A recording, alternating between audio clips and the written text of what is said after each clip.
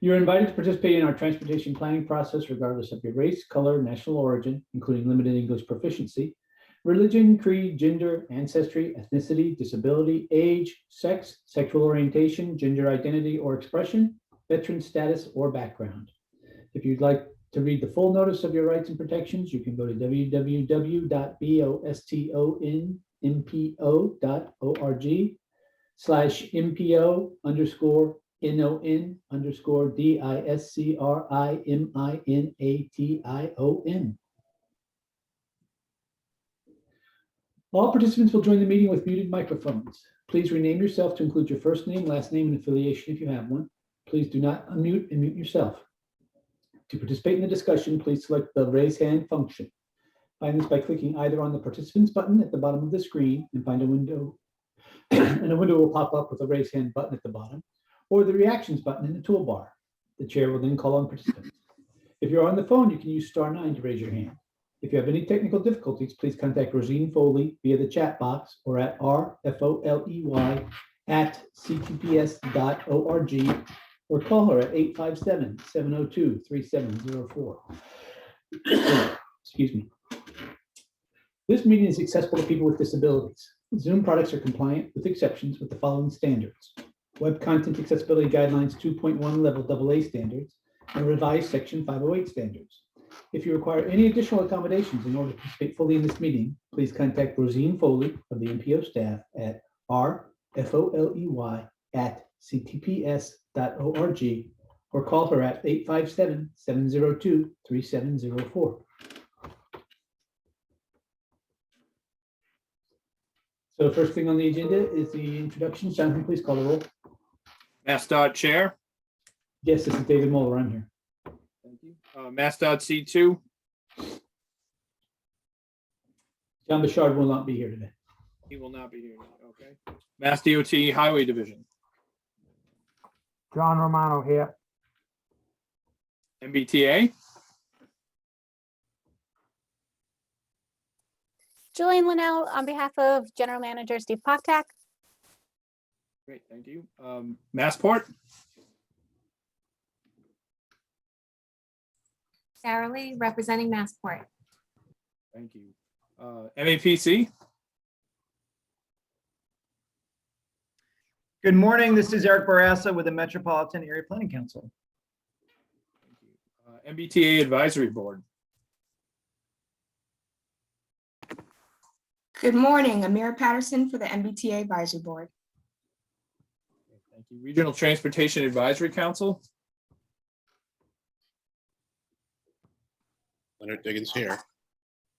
Thank you. City of Boston, Boston Transportation Department.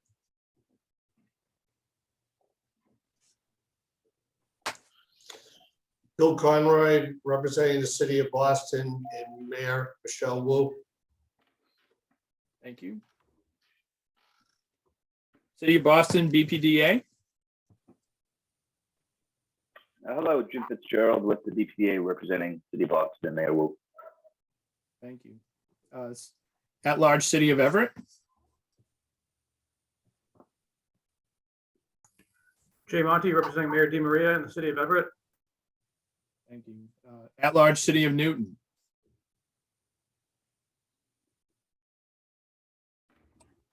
David Kozis, representing Mayor Ruth Ann Fuller and the city of Newton. At-large Town of Arlington.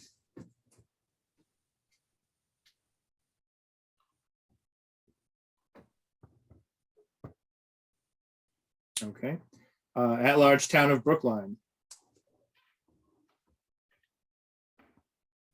Heather Hamilton for the town of Brookline. Intercore Committee, City of Somerville.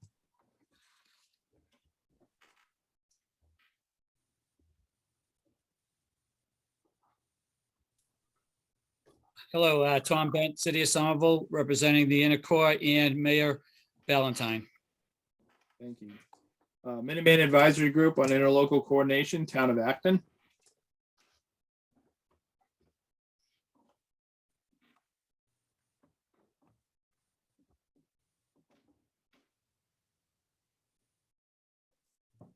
Okay. Metro West Regional Collaborative, City of Framingham.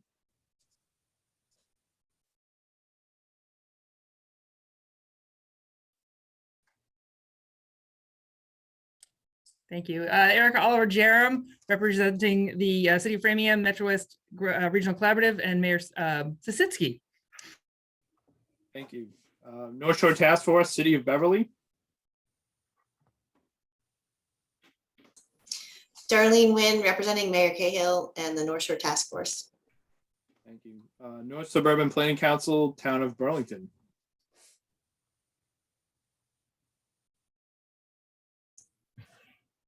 Melissa Tentopoulos, representing North Suburban Planning Council. Thank you. South Shore Coalition, Town of Rockland. Jen Constable, Town of Rockland for the South Shore Coalition. Thank you. Southwest Advisory Planning Committee, Town of Medway.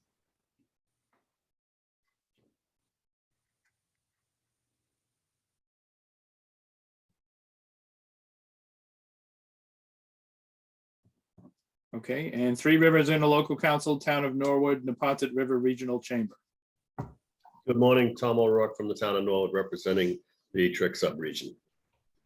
Thank you. And our ex officio members, Federal Highway Administration. Good morning, Ken Miller, Federal Highway. And Federal Transit Administration.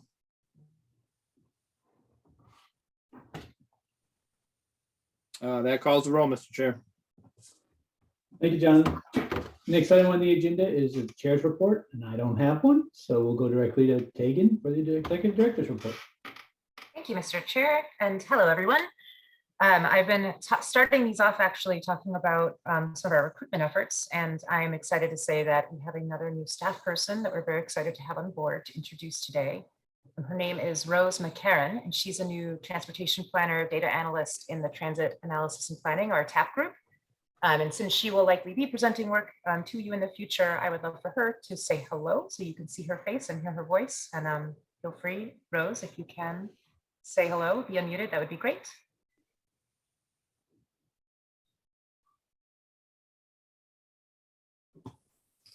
Thank you, Tegan. I'm Rose McCarran. I am excited to join the Central Transportation Planning staff. I come to you from Los Angeles, where I've most recently worked at the Los Angeles Department of Transportation on our placemaking projects, taking street space and making it space for people, including the most recent on-street dining pandemic response program.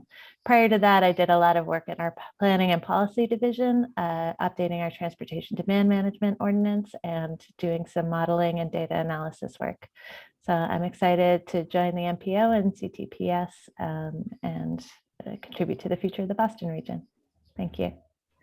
Thanks, Rose. If you happen to see her, please welcome her. Again, we're very happy to have her on board.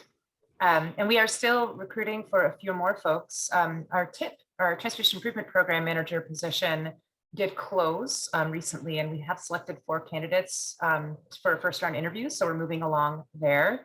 Just as a reminder, Matt Genova will be with us a while longer, but we've had the opportunity to recruit in advance of his leaving us so that we can hopefully get somebody up to speed very quickly and very well with Matt still with us for a few more months.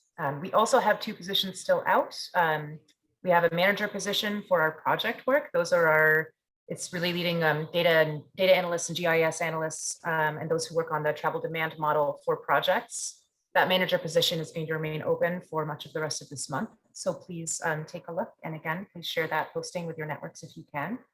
And then we also have a GIS analyst planner position that closes tomorrow. So hopefully we'll have good candidates and we'll be interviewing for that position as well. So that is it on our staffing side.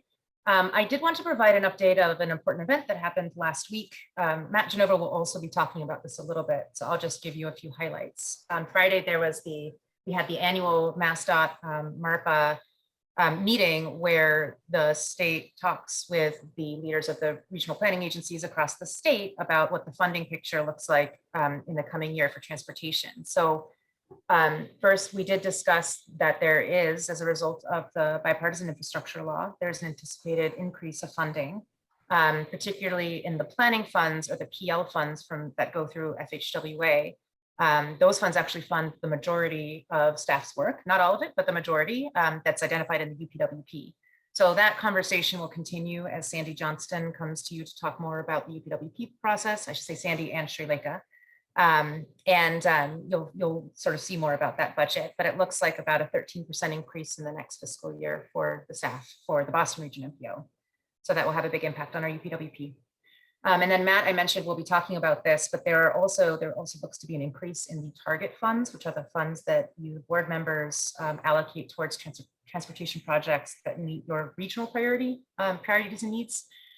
Those target funds are also expected to increase and should allow you to fund support new transportation projects. And so again, look towards Matt's conversation later. And then just to highlight what we don't know yet, just so you know that we're still learning more, but we don't know yet about what's called the 5303 funds, which are the FTA planning funds that come to the MPOs. That amount, we don't know yet how much it might increase. And so there might be further adjustments from what I said already in terms of the planning funding available. And then finally, none of this is absolutely certain, or none of it is really fully in play, I suppose, until there's a new appropriations bill, which we hope to see when the FAST Act further extension expires on February 18th. We hope that there will be a new appropriations bill in place, which would actually allocate the money from Congress to be able to implement the bill. So that is my update. I'm happy to answer any very high level questions. We do hope that at the next MPO meeting, we do expect that the state, someone from the state, David, you might be able to clarify whom will be able to come talk to the board about the state's priorities around implementing the BIL. So then I wanted to give you a few outreach and public comment highlights. First, today you will also be hearing about the closing of the pilot of the transit working group, but the headline is that it's going to continue. But Michelle will tell you more about that first. But I wanted to let you all know that the next quarterly meeting of the transit working group will be on February 10th. And the agenda is posted on the meeting calendar. And as always, please check out the webpage or reach out to Sandy Johnston if you want to be on the mailing list or get more information about that event. There's also going to be an intercore transportation meeting, intercore committee transportation meeting on February 9th at 9 a.m. And at that meeting, the MBTA will talk about a bus priority toolkit that they're working on for municipalities. And we'll also discuss the MPO's recovery guidebook for commercial businesses in the Boston region. We also have a survey out for ideas for the federal fiscal year 2023 UPWP. Please share it with your networks that we can solicit ideas from all across the region. And I think Rasheen will put, if she hasn't, the link for that survey in the chat. And then lastly, what's going on today and next meeting. Today we have one agenda item, which is going to be the calendar year 2022 roadway safety performance target that we'll ask you to vote on. We'll also have two presentations, one on the next TIP, the federal fiscal year 23 to 27 TIP financial overview and project scoring from Matt Genova. And then the second will be the findings from the transit working group pilot, where Michelle will talk a bit more about the work to date and the ideas that we now have for its future. And then, as I already mentioned, for the next MPO meeting, we are hoping to have a briefing or a presentation on the BIL, the Bipartisan Infrastructure Law. And we will also ask you to vote to endorse the Second Amendment to the 22 to 26 TIP. And then we'll have a presentation about project readiness for the TIP projects.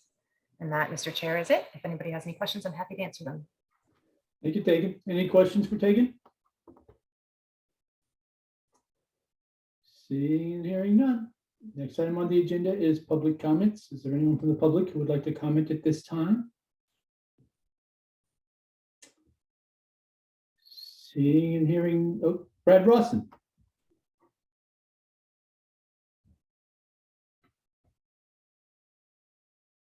Can you unmute Brad, please? Good morning, Mr. Chair. Can you hear me? Yes, we can. Good morning to you and to members of the board, members of the public and staff in attendance. I'm so pleased that our agenda today includes a staff report on new statewide safety targets. I want to call all members, staff, public attention to the fact that USDOT recently released a new framework committing our federal transportation agency to eliminating roadway fatalities in all community types, urban, suburban, and rural. We can do this. Our staff created an important Vision Zero technical report for the UPWP recently. I remind all of us about that great work.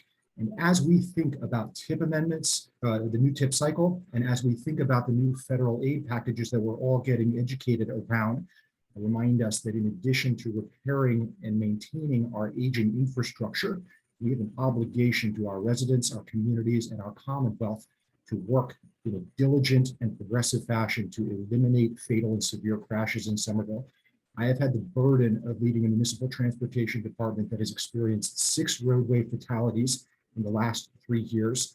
I have sobbed tears in front of my constituents and my elected officials, knowing that we have not done enough to implement physical traffic calming and establish best practices in our projects. I call on all municipalities and all state agency partners to think seriously about the opportunity that we have with our new leadership in Washington and the new financing sources available to all of us to implement physical traffic calming as a core part of our safety and equity agendas in our work together. Thank you, Mr. Chairman. Thank you, Brett. Other public comments at this time? Seeing and hearing none. If you have any during the meeting, please raise your hand and we will call on you. Next item on the agenda is committee chairs reports. Are there any? Okay, next up, Regional Transportation Advisory Council report. Lynn? Thank you, Mr. Chair. We have not had a meeting since our last MPO meeting, so I will just let you know that the inevitable Kate Victor who's the Assistant Secretary and Chief of Climate will be visiting us at our next meeting on this coming Wednesday. It's an annual visit where we'll discuss a variety of topics and take Q&A. So, and also we'll be submitting some ideas to Sandy regarding the UPWP. Thank you. Great, thank you, Lynn. Next up is the first action item, calendar year 2022 roadway safety targets for the Boston region. I believe this is Michelle Scott. Thank you, Mr. Chair, and good morning, everyone. As mentioned, my name is Michelle Scott. I'm a member of MPO staff, and I'll be speaking today about calendar year 2022 roadway safety performance targets for the Boston region. Next slide, please. So there are 3 main takeaways I hope you'll come away with from this presentation. The first being that states and MPOs must set annual targets for federally required roadway safety performance measures. If you've heard this presentation in past years, you'll find some of this content familiar. Our staff recommendation today is that the MPO support the Commonwealth's calendar year 2022 targets for these measures, and I'll be going over these targets in detail as part of the presentation. And finally, the MPO can review some of these safety trends in the context of many new opportunities to improve safety. Brad just alluded to some of them in his comments, and I'll be talking about a few more of them in some more detail. Next slide, please. So here's just an overview of the material I plan to cover. First, a general overview of performance-based planning and some upcoming activities in this area. An overview of these federally required roadway safety performance measures, the calendar year 2022 target setting process, roadway safety trends for the Commonwealth and the region as a whole, as well as the Commonwealth's targets, some recent safety challenges and opportunities, and finally taking your questions and bringing back that requested action for today. Next slide, please. One other thing I'll mention before I proceed, there is a memo covering this material on the meeting calendar for February 3rd, and I'll be referencing during the presentation some ways you can follow along in that document. The table on this slide highlights some upcoming performance-based planning activities. We're at the beginning of an annual cycle for updating targets in several areas. These include roadway safety, which we're discussing today. Next month, we'll be talking about updating regional targets for both transit asset management and a series of safety transit safety targets, that we first introduced last year. This year is also unique in that we'll be doing work to update 2- and 4-year targets for federally required measures as well, to meet the timing of a new federal performance period, as well as the development of our long-range transportation plan. And some of those include National Highway System bridge and pavement condition, truck travel time reliability, general travel time reliability, and congestion and emissions reduction. So we'll be bringing more information about the schedules for those as it becomes available. Next slide, please. So I just want to point you to some resources for target information, including the Commonwealth's and the MPO's existing targets. These include Chapter 4 of the Transportation Improvement Program, which covers these measures and targets that are federally required and describes how federally funded projects in the TIP are oriented towards making progress and improvements on these measures. There's also the Commonwealth's Tracker Report, which covers both federally required and other measures that the Commonwealth tracks. And you can find more information at mass.tracker.com. Next slide, please.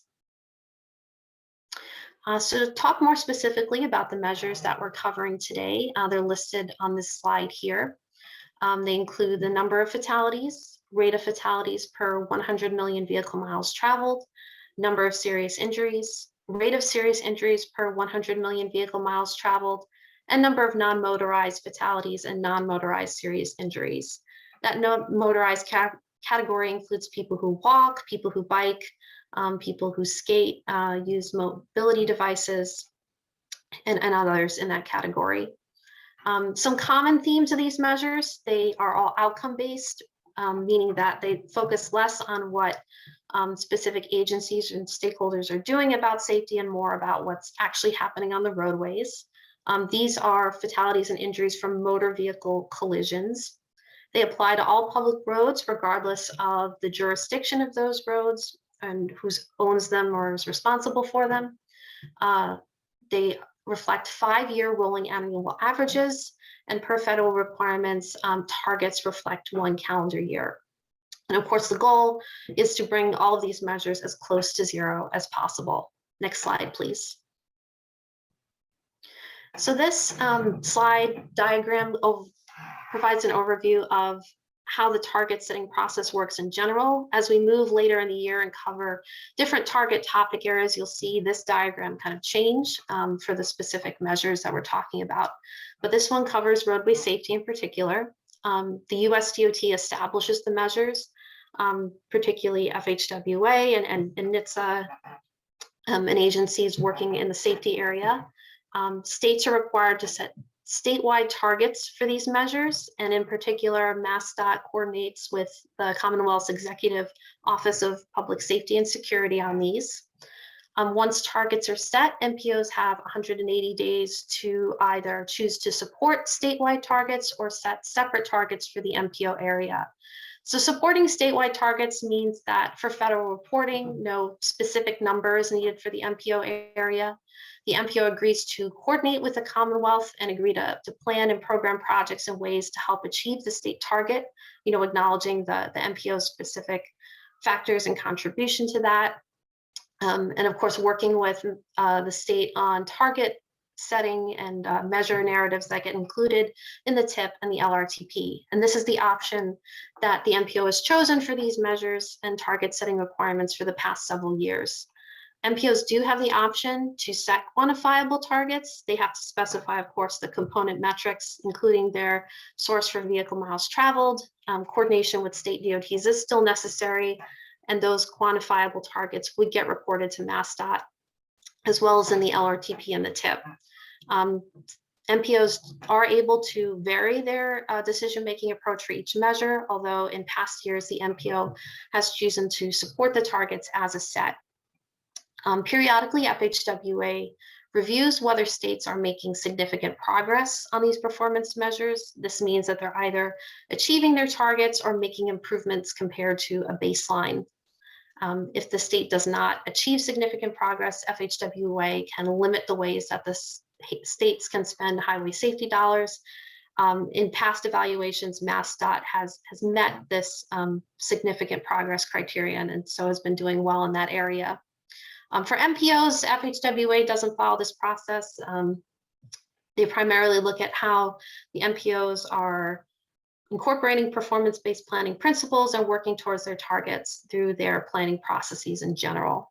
Next slide, please. So this slide covers some major factors that went into target setting for 2022. Of course, there's historic data and past trends, as well as changes in data reporting and gathering that happen over the years. And an important tool in this process is MassDOT's impact crash analysis tool, which I'll talk a little bit more about later in the presentation. So that's one category. There are, of course, recent trends and factors that may be affecting safety. And of course, most recently, this has been the COVID-19 pandemic and related changes to travel behavior and public and private sector responses that are shaping both travel and safety outcomes happening on the roadways. And of course, compared to last year, the pandemic continues to evolve. In terms of vaccinations and people, increasing their travel over time, but, to some degree, pandemic's effects are still very much in place. And finally, considering policies and strategies, the Commonwealth's current strategic highway safety plan adopted in 2018 is pictured here.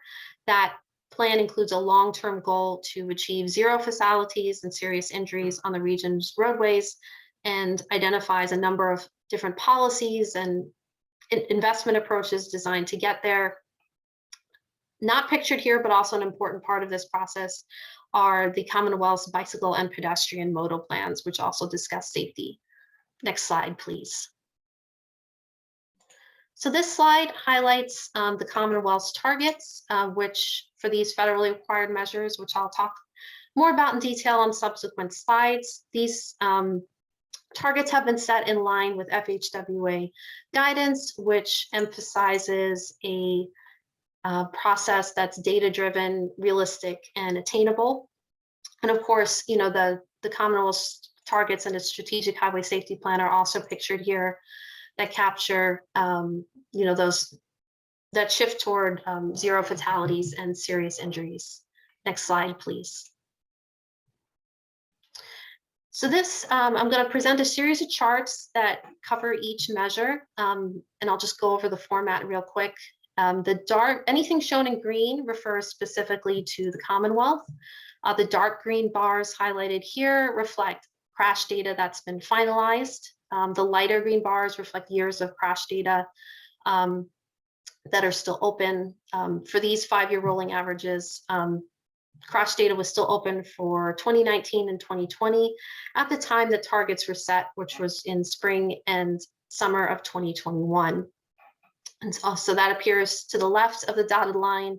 To the right of the dotted line in the slightly lighter green, that's a projection designed to support the target, which appears in the lightest green bar at the far right.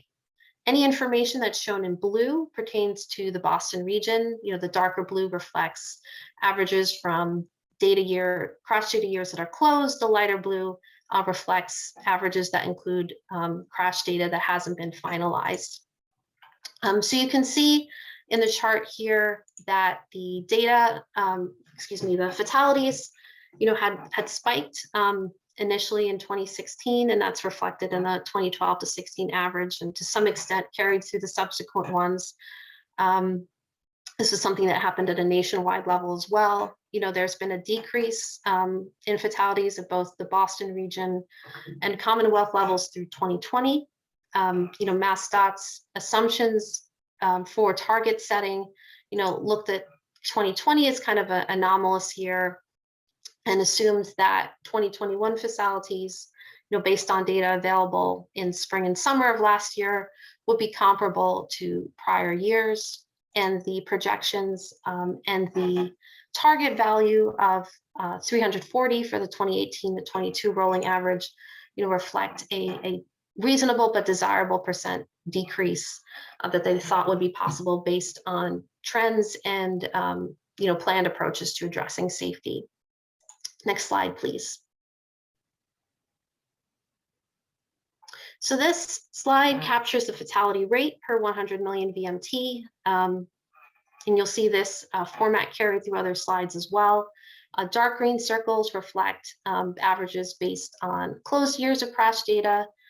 Open circles reflect averages in which some data years have not been finalized. Green reflects the Commonwealth. To the right of that dotted line, the open green triangle reflects projection, and the closed green triangle reflects a target. Information shown as in blue reflects the Boston region, with closed circles reflecting averages with all finalized crash data, and open circles reflecting averages with some draft data. As you can see, this kind of carries through the fatality data shown on the previous slide, as well as expectations for VMT. The Commonwealth anticipated that VMT would bounce back to some degree after 2020, returning gradually to pre-pandemic levels of travel. And so that informed the selection of the target of 0.56 fatalities per 100 million VMT. You can see through the Boston region data that we generally have a lower rate of fatalities per 100 million VMT compared to the Commonwealth as a whole. Next slide, please.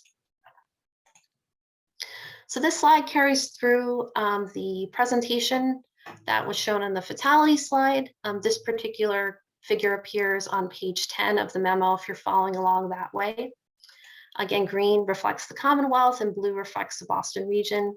You can see a more noteworthy decrease in serious injuries over time at both the Commonwealth and the Boston region levels.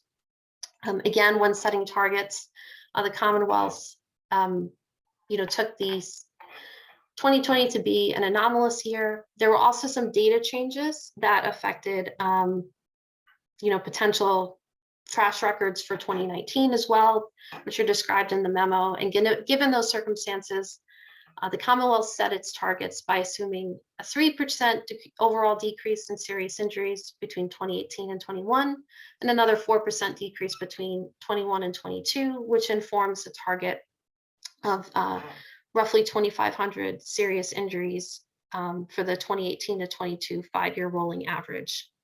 One thing I'll note at this point, if you want to see annual values, they're listed in the memo. In Appendix B, there are some charts that show this year over year as opposed to just the averages. The averages have the benefit of smoothing out year-to-year fluctuations. Next slide, please. Serious injury rate captures the material from the previous slide, as well as what I discussed about VMT and that gradual return to pre-pandemic levels of travel. Again, the Boston region's rate of serious injuries per 100 million VMT tends to be lower than the Commonwealth as a whole, but as you can see on this chart, there's less of a difference. And again, the background about the serious injuries and VMT I just described informed the targets set by the Commonwealth with 4.11 serious injuries rate per 100 million VMT for the Commonwealth. Next slide, please. Okay, this is the last of the 5 federally required performance measures. This is non-motorized fatalities and non-motorized serious injuries combined. These are kind of reflect some of the trends we saw in earlier figures with, some degree of a spike in 2016 and some decreases after that. One thing to note that's distinct from the other charts is that the Boston region's share of the Commonwealth's non-motorized fatalities and serious injuries is higher than its share of the Commonwealth's overall fatalities or the Commonwealth's overall serious injuries. This kind of flags this as a particular area of concern for the region and one that we need to work on together. With, like the other measures, the Commonwealth assumed, a reasonable but desirable increase in fatalities and serious injuries for non-motorized users, informing that target of 471 for 2018 to 2022 average. Next slide, please. So I'm going to return at the end of this presentation to the requested action, but I do want to highlight some challenges and opportunities, as I mentioned in the overview. As I talked about, Commonwealth's targets were set in spring and summer of 2021 before we had a full picture of data for 2021. And what we're now seeing nationwide at the Commonwealth level and the region level from updated estimates is there has been another spike in fatalities in 2021. The table on this slide captures some of the contributing factors that may be behind this spike, and you can kind of see some themes carry through the different geographic levels. At the United States level, looking nationwide, there were increased rates of people speeding and not using seatbelts or driving while distracted compared to before the pandemic. Some of these themes appear specifically at the Commonwealth level as well. There were also some increases in pedestrian fatalities in 2021 and a noteworthy increase in motorcycle user fatalities. I should note that those are not captured in the non-motorized category.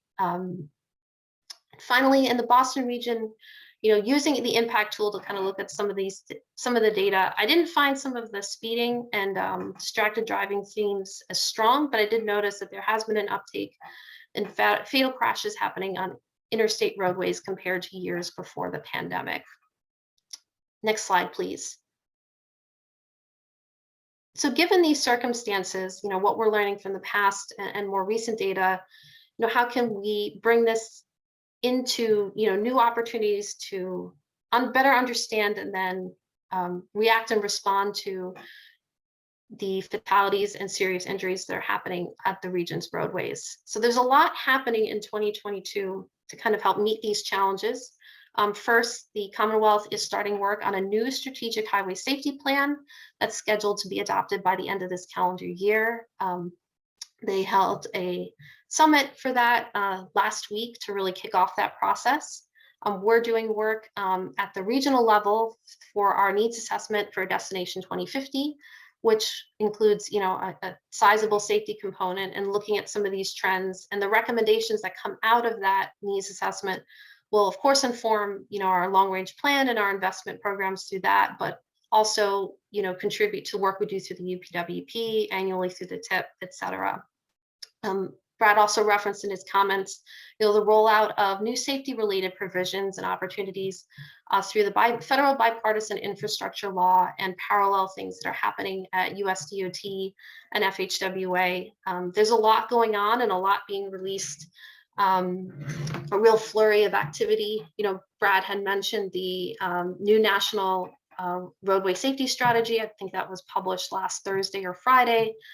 There's also being new guidance that's released and new information about increases to the Highway Safety Improvement Program, new programs emphasizing complete streets and safer streets for all. So there's a lot that we're digesting to figure out how we can leverage these opportunities for the Commonwealth and for the region in particular. Next slide, please. So Brad also alluded to the safe systems approach, which is something that the federal government is really emphasizing under the Biden administration. And the diagram here highlights some major principles and elements of that approach. Again, its aim is to eliminate fatal and serious injuries for all road users, and this seems to be a stronger emphasis than may have been placed on this factor in the past. This safe systems approach shares a lot of commonalities with Vision Zero, in terms of taking a holistic view of the road system, anticipating that human mistakes will happen and reducing the negative impacts when mistakes do occur.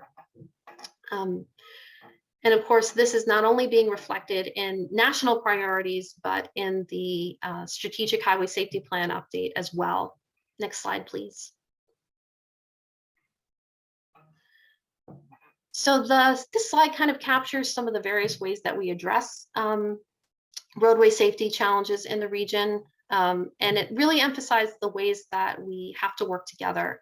Of course, policy and legislation, like things like hands-free driving laws are referenced here, improving our data and analysis so that we have a better understanding of what factors may need to be addressed, improving the infrastructure on the region's roadways and making things safer for all users, improving education and awareness, and of course, improving emergency response and post-crash care. As I mentioned in previous years of talking about these targets, our emphasis is really at the MPO has historically been in the data and analysis and engineering and infrastructure investment portions of the roles on this slide. Whereas other actors like Mass DOT or individual municipalities may have a larger role to play with policy and legislation or things like emergency response. So this really emphasizes the importance of a coordinated effort to address some of these factors. Next slide, please. Before closing out, I want to highlight just a couple of opportunities and resources that have recently been released for municipalities to take advantage of. The Commonwealth recently published a series of speed management resources, which kind of ties back into some of the crash and fatality factors that I highlighted earlier in the presentation. These are available at mass.gov/safe-speeds. They include resources and educational materials about speed management, a roadway treatment technical toolkit for municipalities, and also information about new funding that's available through the next round of the Shared Streets and Spaces program, applications for which are due March 1st of 2022. Next slide, please. I do also really want to put in another plug for the impact crash analysis tools that MassDOT offers. These are on the web and available to anyone. It's a great resource in terms of understanding things that are happening at various geographic levels from the whole state all the way down to your municipality or individual corridors or intersections. There are resources to help municipalities tease out specific factors or considerations that may be driving some safety outcomes, and also resources to help identify not only locations where crashes have happened, but roadways and intersections that may have risks that can be proactively addressed. So definitely wanted to highlight this as a resource as well. Next slide, please. So to close out, I want to return to the action for today. MPO staff requests that the MPO move to support the Commonwealth set of federally required 2022 roadway safety targets. As I've mentioned in past years, this approach satisfies federal requirements for the MPO and also reflects the collaborative nature of the way we need to work in this region to solve these challenges. The deadline for this action is February 27th. The next step that would follow would be we would incorporate these updated targets and information about our planned investments and their impacts on safety into the TIP, and then in parallel really start digging into work through the needs assessment in coordination with the Commonwealth on addressing these safety challenges. So I'll bring the slide back up with the 2022 targets for you to look at while we discuss, and I'll turn things back over to you, Mr. Chair. Thank you everyone for your attention. Thank you, Michelle. Very thorough presentation. Questions of Michelle before we take a motion and a vote? Daniel Amstutz.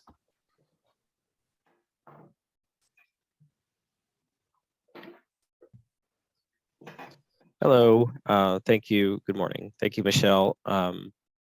I do appreciate the presentation. I thought it was very good and comprehensive, as the chair just said. And it is great to see the trend lines, even though we've heard that fatalities and injuries have been up nationally, that they seem to be, at least in some cases, going down in our area and in the state. Just a curious question on this. Well, on this slide in particular, the Massachusetts long-term target, I guess, from the Highway Safety Plan of 0, obviously great and needed. Is there a goal time, date, a year or something associated with the long-term target? I don't believe in the current iteration of the plan that there is, although they have set an interim target, which I think was for 2018 to 2022 information that they reviewed at the Strategic Highway Safety Plan Summit. And so I'm not sure what the process will be for setting interim targets for the next plan, but I can definitely turn that back to MassDOT staff if they have input they would want or feedback they want to share about that piece.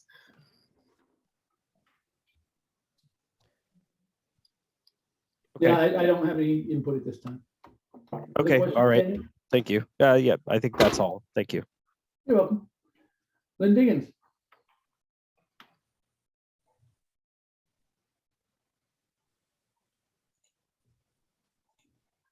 Can you unmute Lynn, please?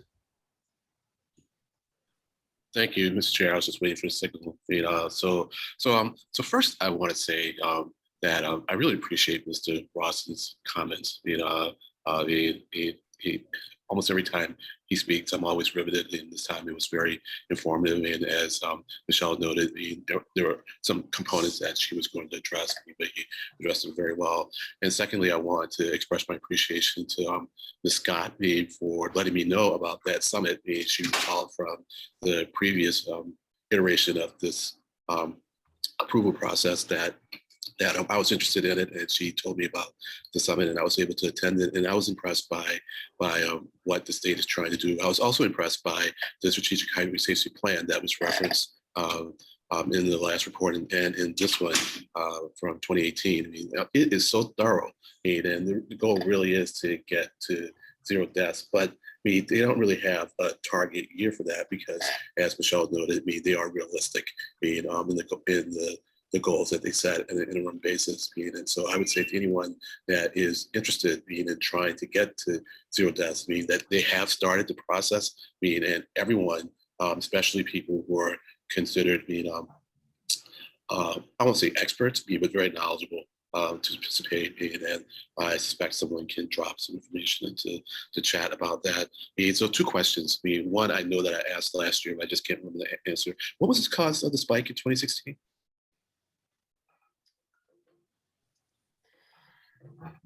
2016 spike. That feels like forever ago. I'm trying to recall the specific circumstances. I don't know that there was as clear a series of factors as seems to be emerging for this more recent spike during the pandemic.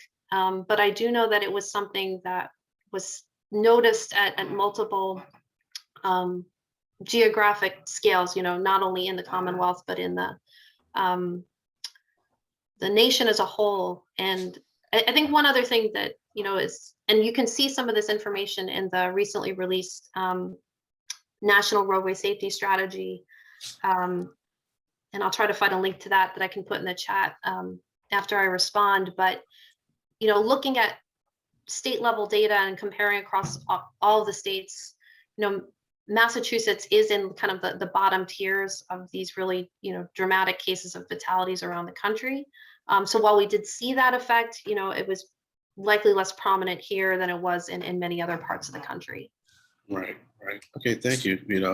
And on the non-motorized fatalities, injuries.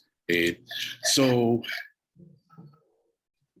I know if from your report, there's a footnote that indicated that we changed the way that we count those. And I'm just trying to be clear though, so like there was an example that if a car hits a building and then people die from the collapse of the building, that's considered a non-motorized fatality. And I find it curious because it wouldn't have happened had the vehicle not caused the building to collapse. And so my question is, does the vehicle have to be involved in it for it to be considered a non-motorized fatality or injury? Because the contrast to that is if 2 bicycles hit each other, would that be, and there's an injury or death, would that be considered a non-motorized fatality or injury? So the way the measures are written is only accounting for crashes that involve a motor vehicle. So if there was a collision, as your example cites, between a bicyclist and a pedestrian, or a bicyclist and a fixed object, let's say, that would not be accounted for in the crash data that goes into calculating these metrics. And I believe the update about removing some bystanders and people who might be affected if a car hits a building, there was a greater effort to exclude those, to really focus the measure in on bicyclists, pedestrians, other people using the roadway specifically. So that's kind of what that data change was about. But again, to emphasize your first question, only crashes involving motor vehicles are accounted for. All right, thank you. Appreciate it. Great report. Thank you. Tim Miller. Thank you, Mr. Chairman. A couple of things. Just want to echo what everybody else said. Michelle, very, very thorough presentation. Thank you. I want to mention a couple of things. Unfortunately, fatalities, preliminary estimates of fatalities for 2021 show a marked increase in Massachusetts. So in terms of your chart at the end, you would the state had assumed 330 fatalities in 2020. The actual number is 348. And for 2021, preliminary estimates are 414. So dramatic increase preliminarily for 2021. And it's unfortunate, and I guess that the state and the MPOs are going to have to somehow think about how they get factored into targets and that kind of thing. The other thing I would say is, and correct me if I'm wrong, Mr. Chair, but didn't the governor refile again some legislation for a primary seatbelt law in Massachusetts? Massachusetts has one of the, believe it or not, one of the lowest seatbelt usage rates in the United States, perhaps part of that reason is that we don't have a primary seatbelt law. I think it would behoove everyone to support the passage of legislation for a primary seatbelt law. Thank you very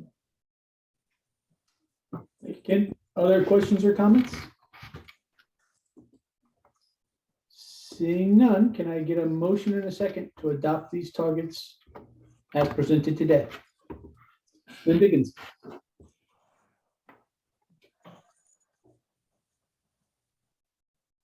Thank you, Mr. Chair. I will make the motion to adopt the targets. Thank you. Eric Barrasso. Eric Barrasso, I'll second the motion. Thank you. Motion has been made and seconded. Jonathan, please call the roll. David Waller, Yes. John Romano, John Romano, yes. Jillian Linnell, Jillian Linnell, yes. Sarah Lee, Sarah Lee, yes. Eric Barassa, Eric Barrasso, yes. Amira Patterson, Amir Patterson, yes. Leonard Diggins, Leonard Diggins, yes. Bill Conroy,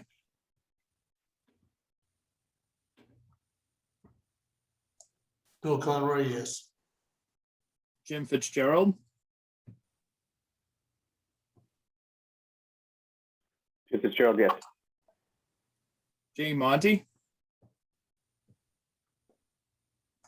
Jay Monty, yes. David Kozis, David Kozis, yes. Mr. Chairman, Daniel Amstutz has now arrived. Daniel Amstutz, Daniel Amstutz, yes. Heather Hamilton, Heather Hamilton, yes. Tom Bent,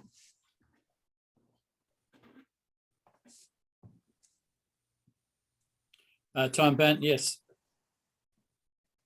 Erica Oliver Jerem, Eric Oliver Jerem, yes. Darlene Wynn, Darlene Wynn, yes. Melissa Tintakoulis, Melissa Tintakoulis, yes. Jennifer Constable, Jennifer Constable, yes. and Tom O'Rourke. Tom O'Rourke, yes. Motion carries, Mr. Chair. Thank you, Jonathan. Next item on the agenda is federal fiscal year 2023-2027 tip development. Matt Genova, whenever you're ready. Great. Thank you, Mr. Chair, and good morning, everyone. My name is Matt Genova, and I manage the Boston MPO's Transportation Improvement Program, or TIP. Today, I'm here to kick off the programming conversations for the federal fiscal years 2023 through 2027 TIP. This will be the first of several conversations on the TIP over the next couple of months, and we'll begin today with an overview of the scoring process for prospective new projects and an update on the funding picture for this year's TIP.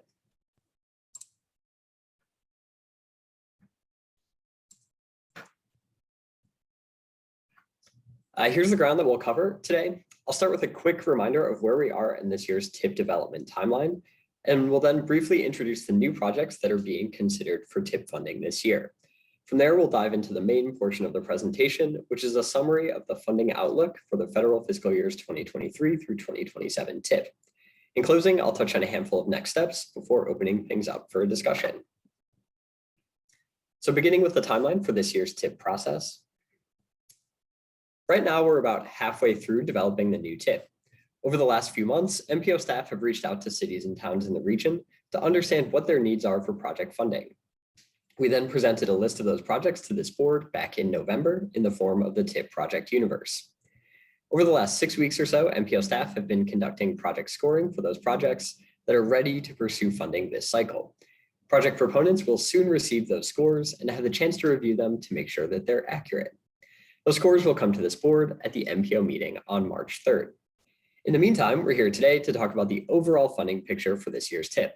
And we'll talk at our next meeting on February 17th about readiness and cost updates for projects that have already been selected for funding by the MPO in the current TIP. As I mentioned earlier, we'll spend the next several weeks developing a new 5-year funding plan, which will be released for public comment in late April and endorsed by this board in late May. So I want to briefly go into a little bit more detail on what's happened behind the scenes since we last discussed the project universe back in November. Since November, a number of key steps in the TIP process have been completed. First, MPO staff spent the latter part of the fall collecting information on projects that wanted to be considered for funding this year. We used a number of data sets from our partners at MassDOT, including data on safety, roadway pavement condition, and bridge condition, among other things. And we also gather a significant amount of information directly from project proponents. We have proponents fill out an application that includes a lot of the information that we use to score projects. And proponents also submit documentation on their projects to us, including project plans, functional design reports, road safety audit reports, and more.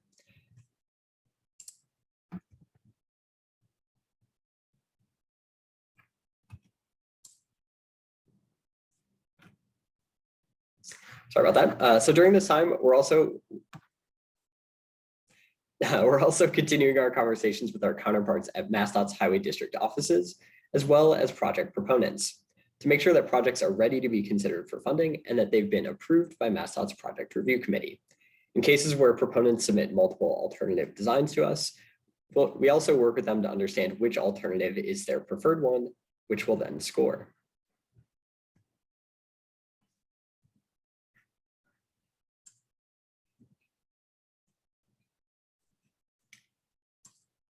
So you'll hear this a lot from me throughout the TIP process, but the TIP process as a whole is very much a team effort, and project scoring is certainly no exception to that. A number of staff members at both CTPS and MAPC lend their skills and expertise to this work, contributing to the scoring results that we will review a month from today. Once scoring is complete, we do an internal quality check to make sure everything looks good, which is the work that we're doing behind the scenes right now before sending the draft TIP scores out to project proponents for their review. Proponent feedback is a critical part of the process, as we want to make sure that we're scoring projects accurately and fairly. So after making any necessary edits to the draft scores based on that proponent feedback, we'll then share those scores with this board, which again will happen at the MPO meeting on March 3rd. So now that you know a little bit more about how we got to this point in the TIP process, I'd like to offer a brief preview of the projects that we are scoring this year. So in total, we're scoring 25 projects this year, 9 of which are being scored for the first time. The other 16 projects were scored last year, but not funded due to funding limitations. And so those projects will likely look familiar to you as we discuss them more in March. These 25 projects are distributed across 5 of the MPO's investment programs, including 11 community connections projects, 8 complete streets projects, and then 2 projects apiece for intersection improvements, bicycle network and pedestrian connections, and major infrastructure. If you're interested in seeing a full list of the projects that are being evaluated this year, there's a handout posted to the MPO meeting calendar that details each project, along with their evaluation scores from last year for those projects that are returning. I'll also flag that we have started to receive some public comments on projects that are being considered for funding. In particular, in recent months, we've received 2 letters of support and 1 letter of concern on the Belmont Community Path. You all will remember this project from last year, as it was a significant generator of public comments throughout the TIP process last spring. The letters of support that I'm referencing today come from the Belmont School Building Committee and the Belmont Energy Committee, and the letter of concern comes from Paul Kabutzi, an abutter to the proposed Belmont Community Path. So all 3 of these letters are posted for your review with this week's materials. And so I encourage you all to review those letters in full if you'd like to read the details of each comment. And again, we'll come back to a discussion on this project and the other projects under consideration for funding in the coming weeks. So we'll dive into, a lot more detail on sort of the ins and outs of each project here shortly.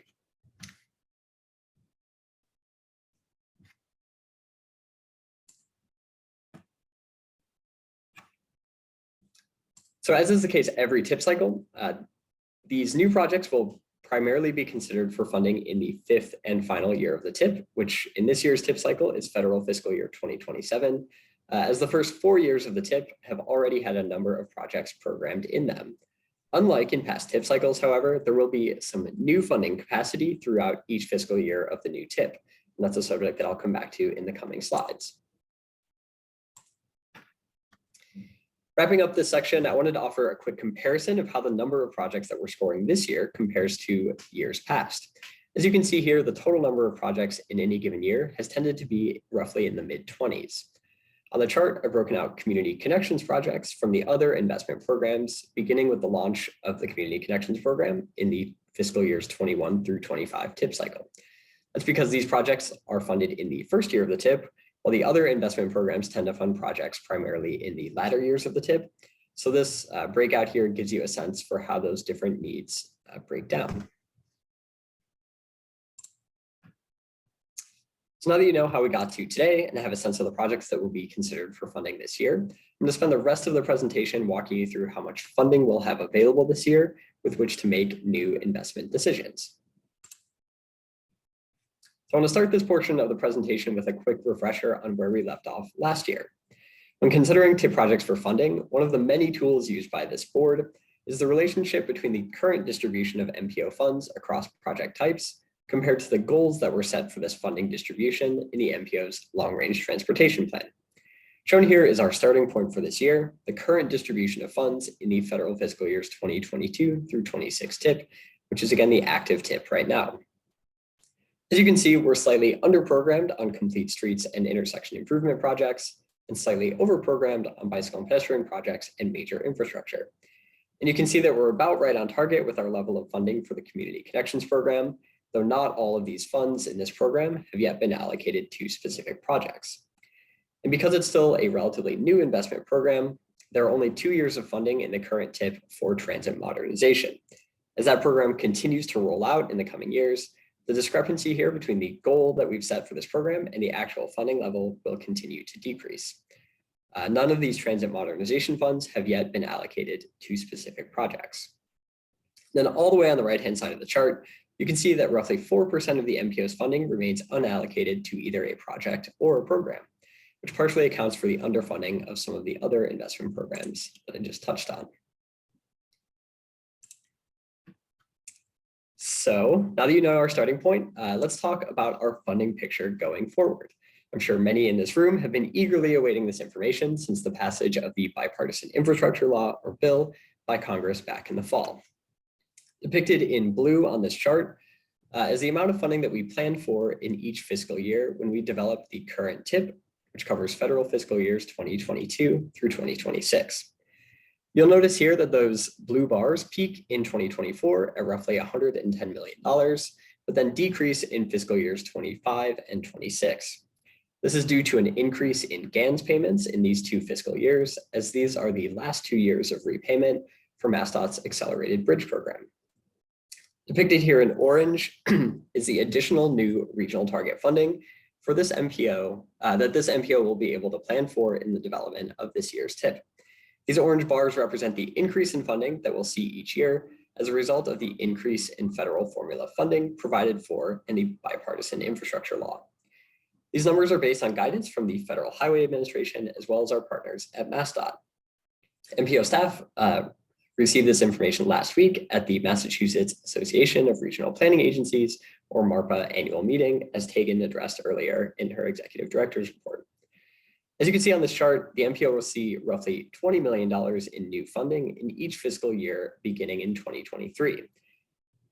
With the closeout of GANS payments in 2026, we'll see an overall uptick of funding in fiscal 2027, with about $132 million available for allocation in that 5th and final year of the forthcoming TIP. So this table really brings together the information from the last 2 slides, combining the new bipartisan infrastructure law funds with the unallocated funds from the current TIP. So this gives you a full picture of how much funding is available to work with this TIP cycle. Across the top row, you can see the amount of funding that was budgeted for in the current TIP.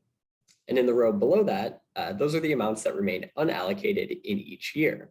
You can see that both fiscal 2022 and 2023 have small amounts of funding left, while fiscal 24 and 25 are completely allocated.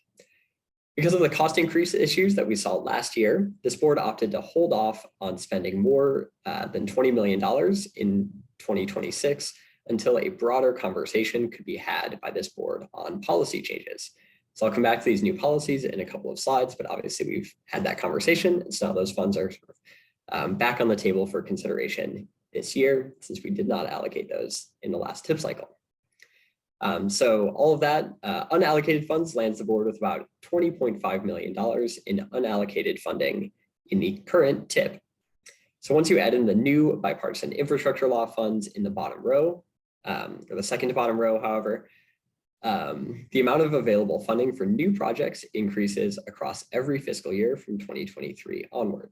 This nets a grand total of roughly $233.5 million in funding that can be allocated to new uses in this TIP cycle.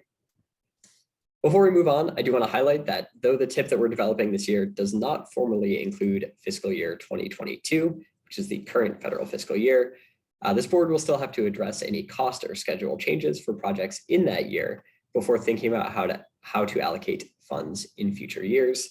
And we'll come back to this topic in detail at the next board meeting on February 17th. So all of that new funding is certainly very exciting, but there are some additional elements to keep in mind in the coming weeks as we consider adding new projects to the TIP. First, past practice by this board has been to retain some funding in support of 2 of the MPO's investment programs. Those are the Community Connections Program and the Transit Modernization Program, so that funding can be allocated to projects in those programs in future fiscal years. This board also has an established commitment to the reconstruction of Rutherford Avenue in Boston, which is a long-range transportation plan project that currently has funding allocated to it in fiscal years 2023 through 2026. When we finished TIP programming discussions last spring, it was anticipated that a 5th and final year of funding for this project would be allocated in 2027. And then finally, as we all know, there is the potential for cost increases among projects that this board has already committed to funding in fiscal years 22 through 26. This has obviously been a major theme over the last 2 TIP cycles, limiting this board's ability to fund new projects in recent years. To that end, MPO staff will get more information on currently programmed projects at MassDOT's Readiness Days meeting next week. And then again, I'll report back on the outcomes from that conversation at our next MPO meeting on February 17th.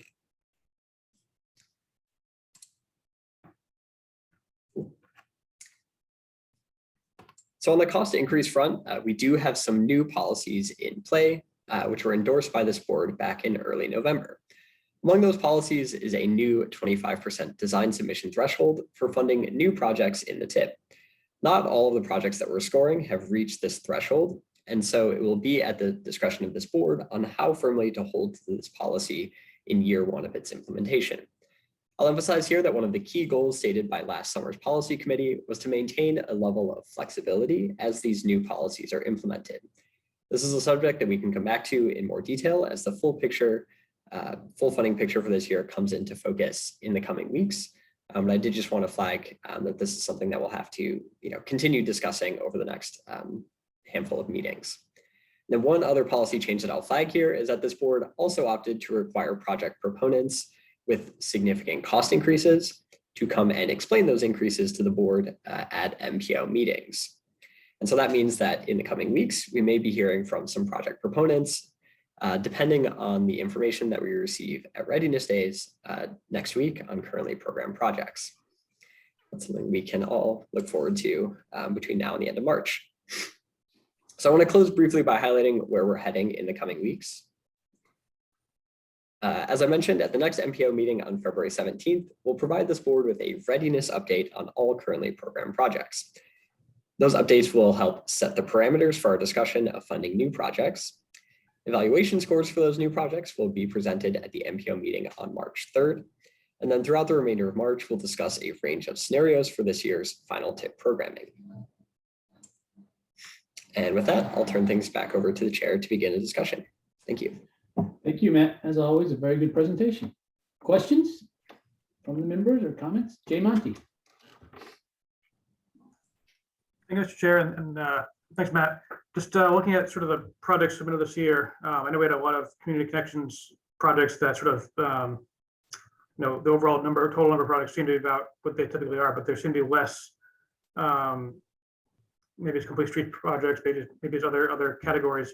Was the funding submitted? I guess the total amount of funding that would have required for those projects less than in previous years, and I think this kind of feeds into the 25% conversation. And it's more just a curiosity. I think it's to be expected that maybe fewer folks would be submitting this year for that reason. But was there a smaller dollar amount in those projects than previously?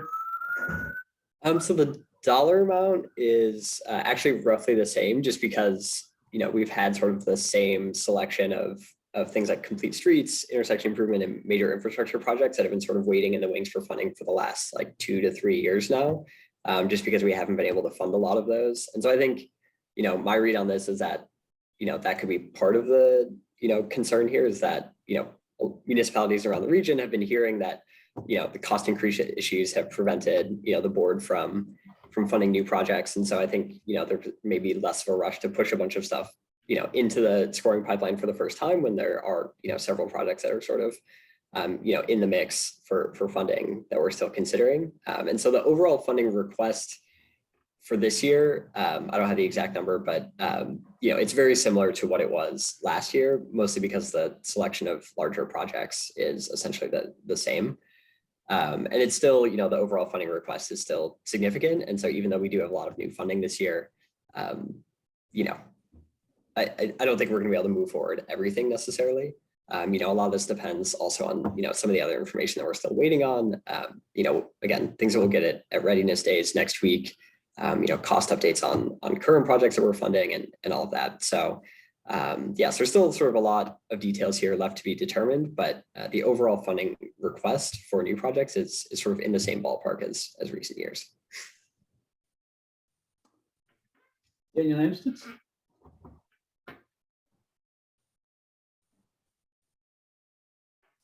Oh, thank you, Mr. Chair. And yeah, thank you, Matt, for the presentation and the detail. Always, again, yes, always very good. My question, I guess, is probably very similar to what Jay just asked, and maybe I just missed it. But just looking at the spreadsheet, one page is sort of the projects to be evaluated. It looks to me like correct me if I'm wrong, it seems like all of the projects, except for the community connections ones, have been scored previously. So is that to mean that nobody submitted new projects other than community connections projects? Yeah, that's correct. So the 14 projects that are not community connections projects, so all the other investment programs, are the same 14 that we scored last year. So there are no new ones on that front that that made it into the pipeline this year. So I mean, MPO staff have been having conversations with project proponents, about projects generally, and so I know that there's a lot of interest among many municipalities, and a lot of municipalities are actively working right now in developing new projects to get into the TIP pipeline. But I think a lot of projects are still just, sort of at that very early like conceptual stage, or getting ready for project review committee approval. So they're just not quite ready to jump into the TIP process yet. And so we ended up with the same selection of those like 14 larger projects as last year. Okay, yeah, that's helpful, or that's sort of interesting to see how that shook out for this year. I guess the other thing I noticed that several are still sort of PRC approved, and aren't up to the 25% design standard. I just curious, just going back to our new policy we're trying to implement here. Just thinking about, well, okay, the ones that are 25%, seem like more fair game than the ones that are PRC approved. But I wonder if, I don't know how, maybe this goes back to the readiness for the ones that are PRC approved, for to get down to it. Like, I'm just wondering if some are sort of closer to 25% than others. So just in terms of when we get to that point of thinking about those decisions. So that's sort of a question, sort of a comment. Yeah. Yeah, we can definitely get into more detail on, how close each project is to, each project that hasn't already submitted a 25% design, like how close those are to that milestone. There's certainly a range of answers there for the projects that haven't yet reached the threshold. And again, it really is up to the discretion of this board to decide how flexible to be on, adhering to that policy in year one. I think, again, one of the takeaways from the committee was that, there was concern about especially knowing that we would probably have new funding this year, which we do, which is very exciting. I think there was some concern among committee members about, just sort of limiting ourselves by strictly adhering to that 25% threshold in year one of the policy change. And so, so I think that's a conversation that we can keep having over the coming weeks, but, it's ultimately up to the discretion of this board to sort of commit funding to a project or not, regardless of its current design status. Sure. Okay, thanks very much. Melissa Tintakis?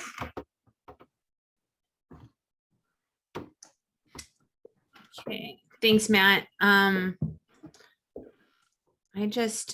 So kind of being more new to the MPO, if you could remind me where the location of the criteria sits. I'm curious about just geography or economic development potential that may be factored into kind of the scoring. And then also, I am also, just to piggyback on that last question about some of the projects that are not funded up to 25% in that design, I'd also be curious about where they are, like how much they have contributed to get their design ready to be on the TIP. Yeah. Yes, we could definitely, follow up with more information on scoring. So we'll get into a really detailed conversation on scoring on March 3rd. And so we'll go through the criteria, and, we'll also go through sort of current status updates on all of those projects that are being considered for funding. So we're just not quite at that stage yet, but I can definitely follow up with you, offline and send you some more information on specific criteria if you've got further questions. Yeah, no, I think it's great. I mean, from my experience, it's, I know it was an unwritten kind of softer policy about the 25% design submissions. And it seems to me that in different circles, that's locked into people's brain and mindset. And so they don't submit. And so I'm curious about those who have submitted without that. It's really more of a comment on my part. So thanks. Okay, I'll follow up with you. Thanks, Matt. Okay. Ken Miller.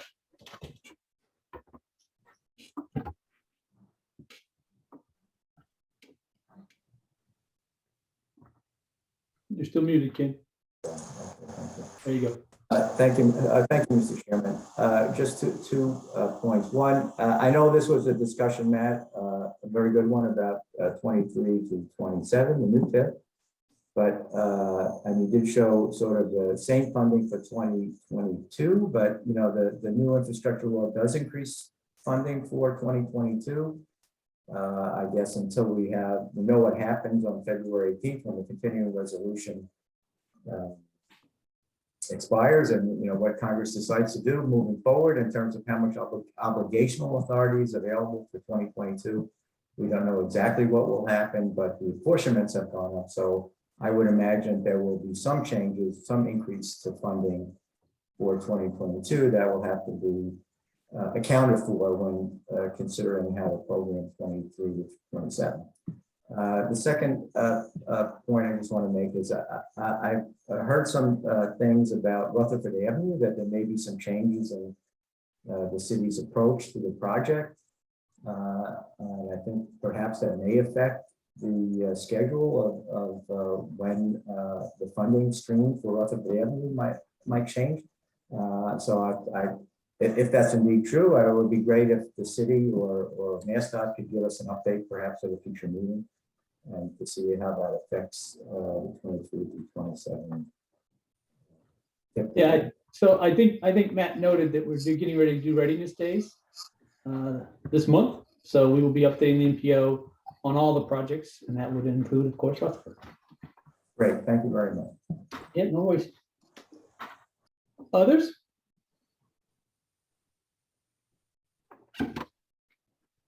Seeing none. Thank you, Matt. Awesome, thank you.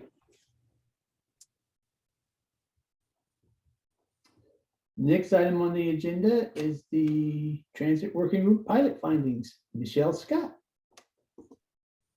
Thank you, Mr. Chair. Hello again, everyone. This next presentation focuses on some findings from our pilot transit working group, which we're hoping to make a continuous activity of the MPO. And I was the manager of the transit working group while it was in its pilot phase. The current manager is Sandy Johnston, who has kind of worked with me throughout the transit working group since it's been active, but he's here to also help me answer some questions. Next slide, please. So there are a couple of things I hope you'll take away from this presentation. First, that MPO staff conducted a pilot of a transit working group with two main goals in mind. First, to provide a forum for coordination among transit providers in the region and to help inform the MPO's planning and decision-making on transit-related matters. Through the course of this pilot, we found that staff, MPO members, and transit working group participants have found this group valuable. And we hope to continue this group, which has a relatively flexible structure that I'll describe a little later on in the presentation, and to explore new activities and opportunities through the group. There is a memo on the February 3rd meeting calendar page if you'd like to follow along, and I can highlight where some items appear as we go through this presentation. Next slide, please. So here's just a quick overview of the material I plan to cover. It includes the background about the transit working group, how the pilot was structured, and some of the questions that we hope to answer, events and participation in the transit working group, some feedback that we collected from participants, MPO staff's own impressions about the group's progress, and some plans for the future. And then at the close, taking questions, thoughts, ideas that you may have about this transit working group. Next slide, please. So why did we pursue this transit working group, particularly in a pilot phase? So MPO interest in this area kind of emerged from two main sources. The first was an awareness of a need for more coordination among the Boston region's transit providers. And we have a pretty diverse group of agencies and organizations that support transit in the region, ranging from the MBTA, of course, to RTAs, both within the region and that span multiple MPO regions in the Commonwealth, municipalities that provide transportation management associations. So a lot of players in this space. And when we were collecting input for our needs assessment for the current plan, Destination 2040. This is something a theme that we heard repeatedly. The second reason is that around this time, the MPO was having discussions about transit provider representation, particularly potential options for representing the Metro West Regional Transit Authority or the Cape Ann Transportation Authority on the MPO board. And this concept was one of the things that was up for discussion. So in 2019, during the summer, Sandy and I reached out to potential transit provider participants that might be part of a group like this to learn about, whether they would participate and what their interests in it might be. And what we found through that process is that they had this really strong interest in connecting with one another and to learn and exchange ideas and support more coordination. And through that outreach process also came the idea to approach this group as a pilot to see, what we could learn about how it might function for a limited period before making it very formal. So with that in mind, going into November 2019, the MPO approved the creation of the pilot, and it's been supported through the UPWP for several years. And again, this pilot was really focused on coordination among providers. And of course, the first meeting we held was in January of 2020, and I'll talk kind of about how the group unfolded after that. Next slide, please. So the left side of this slide highlights some of the details about how the pilot was structured. Again, as mentioned on that key takeaway slide, the mission was focused on providing a forum for coordination among transit providers and to help inform the MPO's planning and decision on transit-related matters. We designed the group to have a flexible structure during the pilot, and basically this means that MPO staff would facilitate and organize the meetings, and there wouldn't really be a formal membership structure or leadership hierarchy within the group during this pilot phase. We were interested in, of course, engaging folks that were operating transit in the region, that list of providers I mentioned earlier, as well as other organizations, agencies, and people working in the transit space in the region. And we tried to cast a pretty wide net in terms of participation. And the topics that the group would focus on included both MPO transit-related activities and items that are of interest to transit providers. And so the questions in the speech bubbles on the right-hand side of the slide highlight some of the things we'd hope to learn. Who will want to participate, and will people participate consistently? What might some of the benefits of this group be over time? And what really works in terms of a structure for this group? Next slide, please. So it's really difficult to overstate the effect that the COVID-19 pandemic and the various impacts on transit and public sector responses had on the way the transit working group unfolded, and it really affected things in ways that we had not anticipated going into it. As I noted, our first meeting was in January of 2020. And this figure on this slide here highlights, some of the participation in meetings over time. You can see that first meeting, blue attendance is highlighted in blue on this graphic. We had pretty healthy participation for that first meeting, which was held in the State Transportation Building. Of course, prior to the second meeting, the pandemic started and the state of emergency orders went into effect.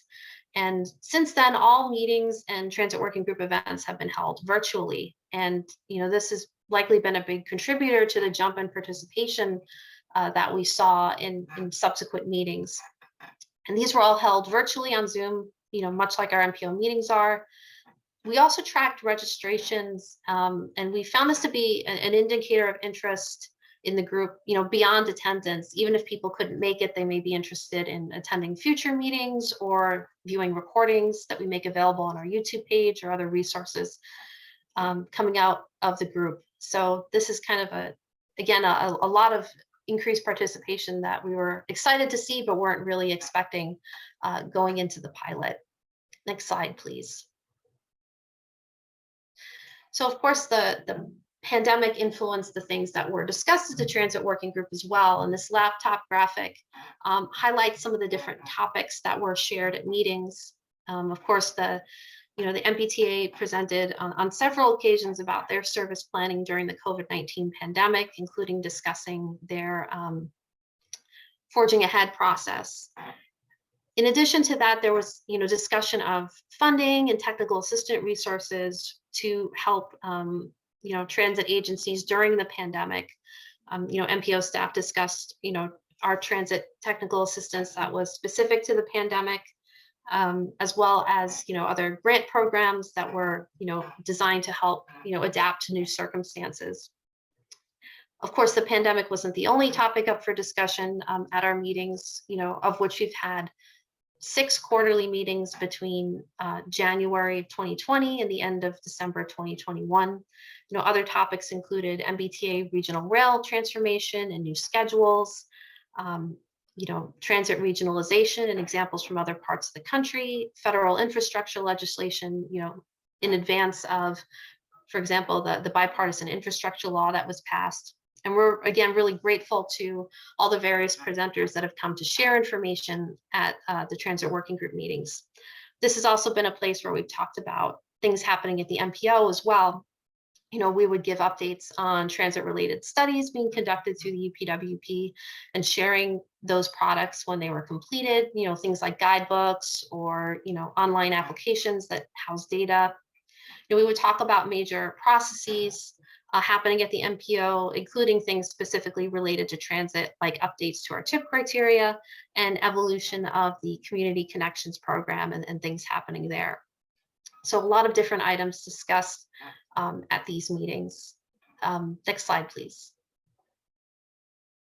One challenge that we found with the large group events is that while they were great for getting information across and for having questions and answers between the audience and the various presenters, they weren't really as conducive to the kind of provider to provider or participant to participant type of dialogue that we were hoping that this group would create.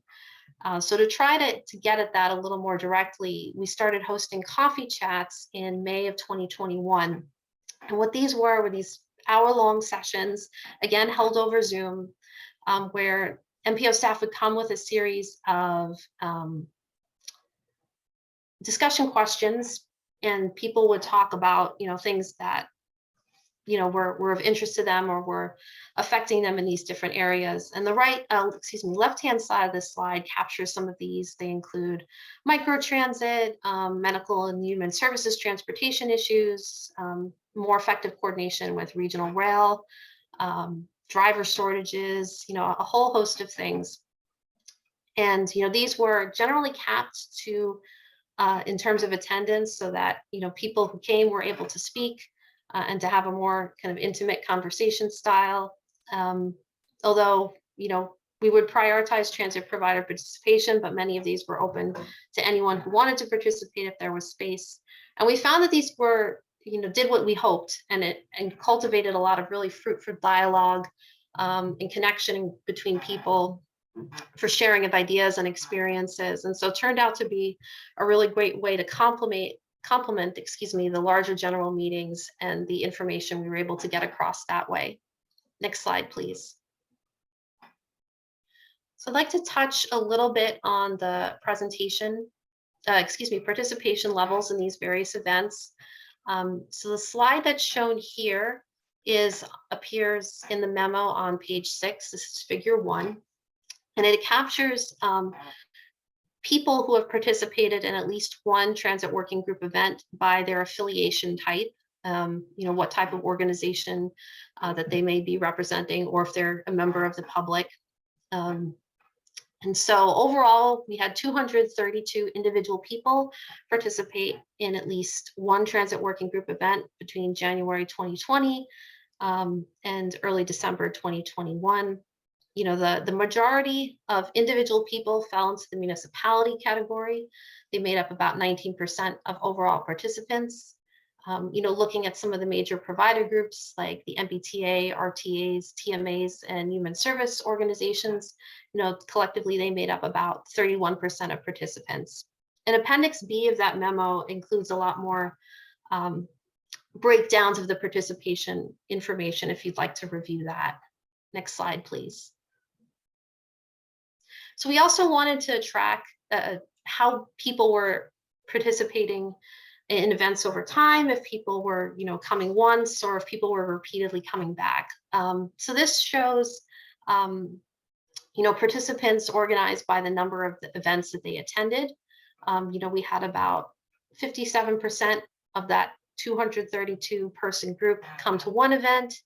Another, just checking that figure.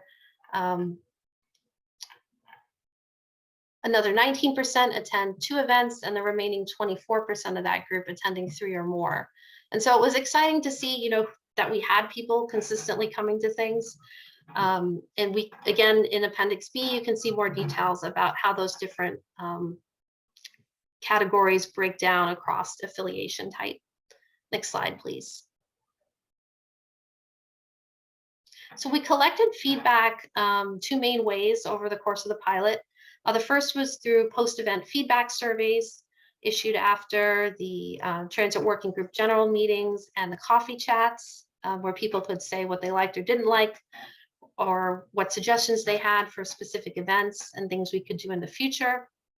Also in fall of 2021, we held a focus group for transit providers and, also some MPO members who've been interested in the group, as well as people who we talked to back in 2019 when initially doing outreach for the group to kind of get their perspectives, how the group was functioning overall. And the speech bubbles on this slide highlight some of the major themes that came out of that feedback. If you want to review that feedback in detail, the questions that we asked during the focus group are in Appendix C, and detailed feedback from both this focus group and survey and the post-event surveys are in Appendices D and E. But some of the major themes included that people found the transit working group topics to be interesting and informative. People really like the coffee chats in terms of supporting focused discussion and sharing their experiences and coordinating with one another. They found it helpful to have MPO information presented in ways that was really targeted to transit providers. Multiple participants did note that there were a lot of coordination needs that they still have, and that they had hope going forward that the transit working group can take up more action-oriented or project-oriented activities to address some of the challenges that they collectively face. Some ideas that were proposed include, mapping all the transit services in the region and looking for places where there may be gaps or inefficiencies, or kind of working together on, common resources or issues like, providing translations or improving customer information, or GTFS feeds, that stands for General Transit Feed Specification, feeds which capture transit scheduling information. And we'll talk a little bit more about exploring that later on in this presentation. Participants also noted that, particularly for the smaller providers, that they liked using the group to engage with the MBTA on how to better coordinate service across various providers, and really wanted to continue to push that forward in the future work of the group. I do want to, of course, thank the MBTA, who's been a great, participant, either presenting as our mainline presenter at many of the transit working group meetings that we've had, as well as participating in the coffee chats. And of course, grateful to transit working group participants in general, not only for what they've brought to meetings, but also for their feedback and suggestions and ideas. Next slide, please. So this slide captures just some of our impressions as staff as the pilot has gone on. We've found that transit working group discussions and feedback have been helpful for informing MPO planning processes, and we definitely expect that this will continue into the future. A lot of the things that we're learning through the transit working group discussions are informing things like our next needs assessment, which, as I mentioned during the roadway safety presentation, in turn informs the recommendations for the long range plan. They're a source of ideas for UPWP projects.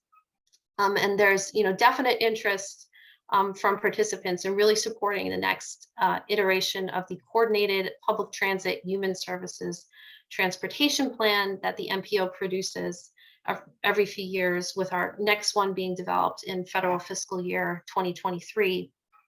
And, there was a lot of interest and discussion on how the group can really work together to advance some of the goals for coordination that are outlined in that plan.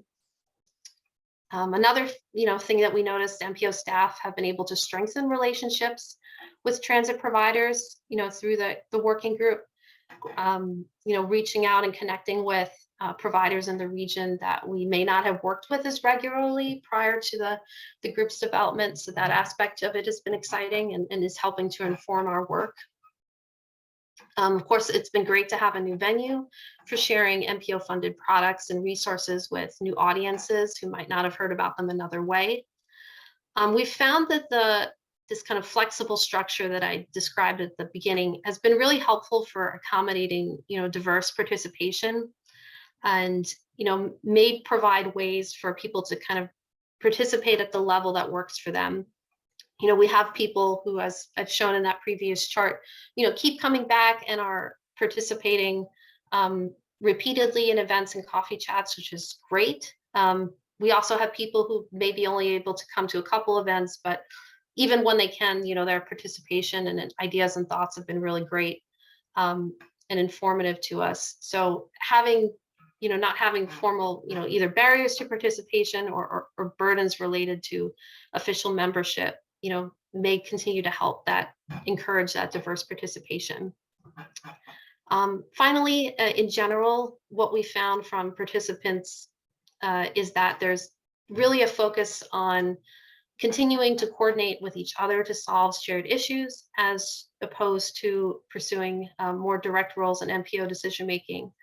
I will say that this is kind of distinct from, interest in representation that may come on the part of MWRTA or CADA, but just from our experience with working with folks in this group in general, that their interest, again, is really into provider coordination.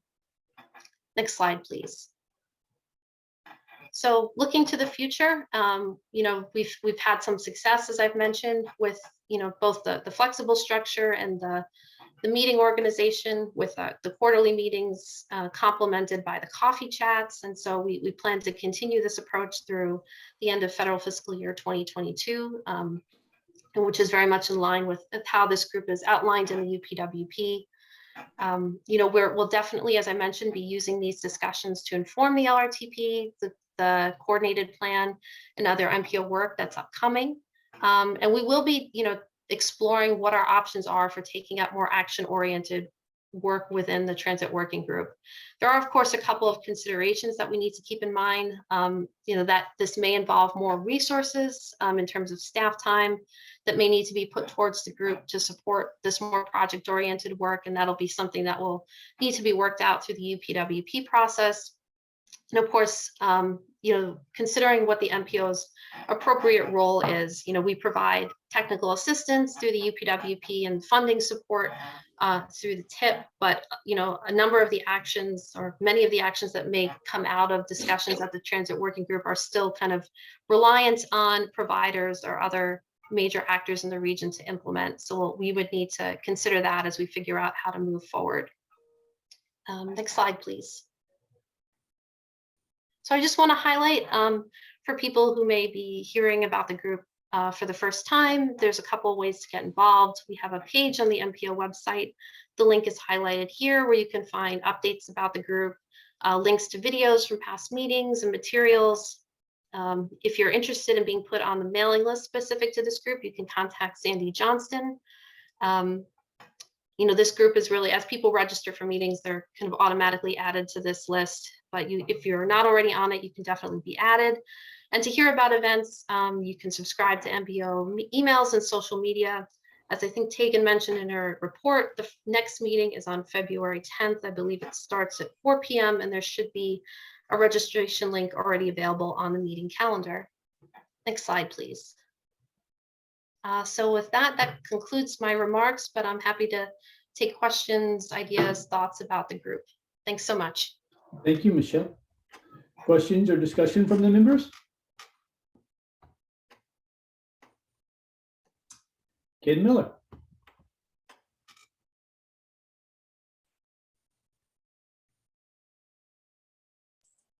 Thank you, Mr. Chair. Again, Michelle, very thorough presentation. It's clear that you're doing quite a lot of work with this, and that it's serving a very useful function of coordinating among and sharing information among the different groups. My question, though, relates to one of the original impetus for maybe forming this committee, which was basically our FHWA's and FTA certification review of the MPO, which we do every 4 years. In the 2015 certification review, we had a recommendation based on the planning rule, the new planning rules at the time. The planning rules require representation on MPOs by public transportation providers. And so in our certification review in 2015, our recommendation, I can read it, work cooperatively with MWRTA and CADA to ensure that they are represented on the BR MPO board in a way that is satisfactory to all parties and satisfies the MAP 21 requirement for transit representation on MPO boards. So I noticed you did have a couple of comments in there about folks, Metro West and CADA.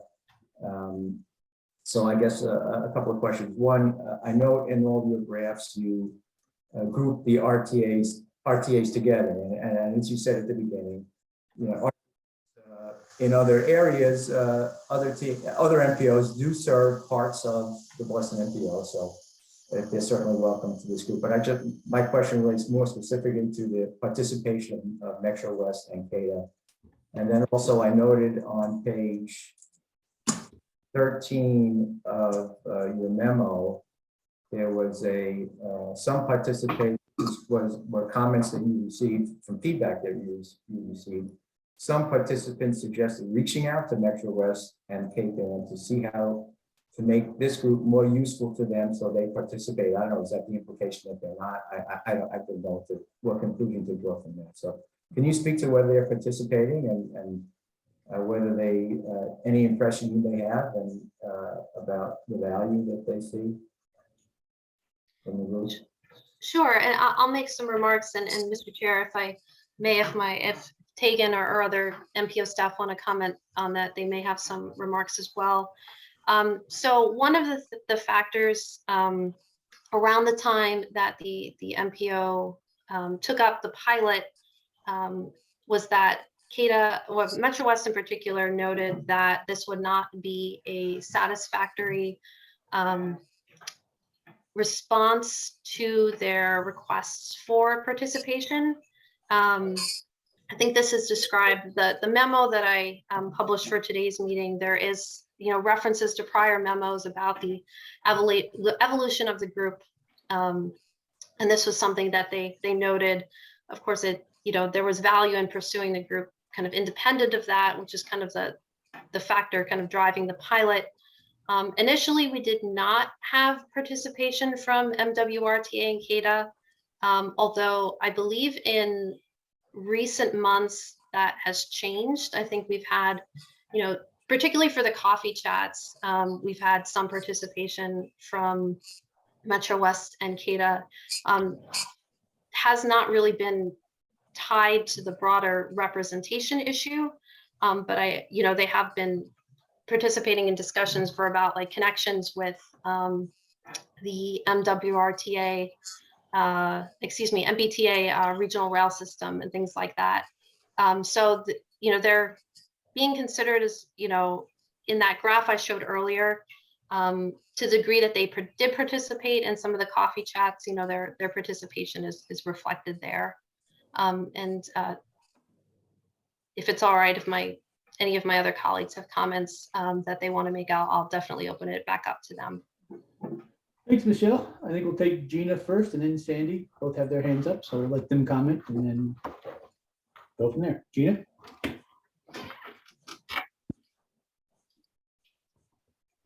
Apologies, Mr. Chair. That was a miscue on my part. Okay, no worries. It makes it easier. Sandy? Yeah, thank you, Mr. Chair. I just wanted to follow up on what Michelle was saying, which is to say that we've actually had really excellent turnout from all of the RTAs at many of the coffee chats and at some of the larger meetings as well. But especially at the coffee chats, because those are only take an hour. And not just, I know Michelle mentioned the regional rail coordination one, but we also had a really excellent conversation in the coffee chat we called Closing Gaps, which is kind of a general, how can different transit providers talk to each other kind of topic, where we had representation from MWRTA, from CADA, from MBTA, from several other transit authorities that operate some service in our region. And I think it was a really good and honest conversation. And I'm really enthusiastic about the way those providers have been participating in those kind of detailed coordination focused discussions. But yeah, I would say that we haven't heard demands, as Michelle's already said, from the stakeholders in this group to address the representation issue in this particular forum. Strong that, again, that could change in the future. Thanks, Sandy. Lynn?